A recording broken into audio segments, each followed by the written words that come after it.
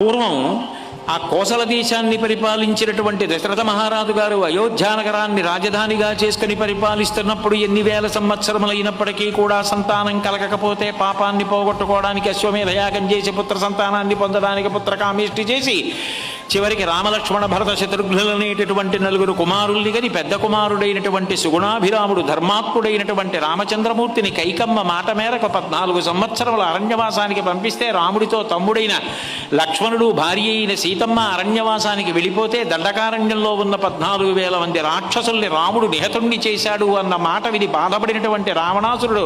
మారీచుని యొక్క సహకారం తీసుకుని మాయామృగాన్ని పంపించి సీతమ్మని అపహరించి తీసుకుని వెళ్ళిపోతే ఆ సీతమ్మని వెతుకుతూ బయలుదేరేటటువంటి రామలక్ష్మణులు